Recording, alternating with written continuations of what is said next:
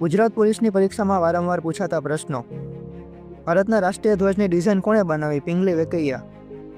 પહેલીવાર રાષ્ટ્રીય ધ્વજ ક્યારે લહેરાવવામાં આવ્યો? 7 ઓગસ્ટ 1906. ભારતનો રાષ્ટ્રીય ધ્વજ ક્યારે અપનાવવામાં આવ્યો હતો? 22 જુલાઈ 1947.